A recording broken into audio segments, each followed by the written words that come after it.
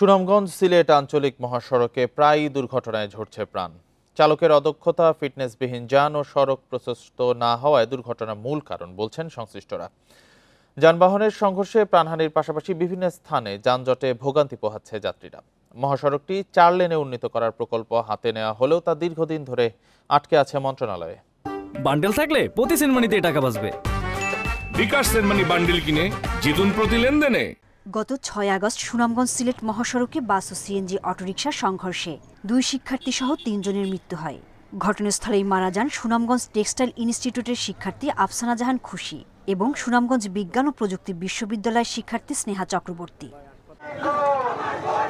2 শিক্ষার্থীর মৃত্যুর প্রতিবাদে আন্দোলনে নামেন শিক্ষা প্রতিষ্ঠানের সহপাঠীরা। সড়ক অবরোধ করে বিক্ষোভ করেন তারা। ফিটনেসবিহীন বাস ও অদক্ষ চালকের গাফিলতিতে এই আঞ্চলিক মহাসড়কে প্রতিনিয়ত দুর্ঘটনা ঘটে বলছেন এলাকার মানুষ। আঁকাবাঁকা, এই জন্য অনেক দ্রুত গাড়ি চালানোর কারণে গাড়ি ও সিএনজি অনেক দ্রুত সংঘর্ষ হয়। প্রায় 99% গাড়ির কোনো লাইসেন্স নাই, তার মধ্যে গাড়ির ফিটনেস নাই। এছাড়া সিলেট সুনামগঞ্জ মহাসড়কে চলছে বিপুল সংখ্যক লাইসেন্সবিহীন গাড়ি। সরু 2 লেনের এই সড়কে দৈনিক 1000-এর বেশি যান চলাচল করায় যানজটে পড়তে হয় যাত্রীদের। মহাসড়কটি 4 লেন করার প্রকল্প হাতে নেওয়া হলেও তা দীর্ঘদিন ধরে মন্ত্রণালয়ে আটকে আছে।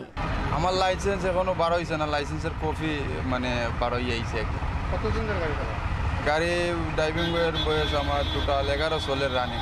যেসব চালক হালকা যানের লাইসেন্স নিয়ে ভারী যান চালায় তাদের বিরুদ্ধে ব্যবস্থা নেওয়ার কথা জানিয়েছে বিআরটিএ। বিআরটি কর্তৃক নিয়মিত আমরা মোবাইল কোড করে থাকি। মোবাইল কোডের মাধ্যমে যদি ওই যে লাইসেন্স একটা কিন্তু চালাচ্ছে সে অন্য শ্রেণীর গাড়ি, সেক্ষেত্রে আমরা জরিমানা এবং শাস্তিস্বরূপ জেল জরিমানা এগুলো হচ্ছে। গত 6 মাসে সুনামগঞ্জ সিলেট সড়কে দুর্ঘটনায় 41 জনের মৃত্যু হয়েছে। Independent news.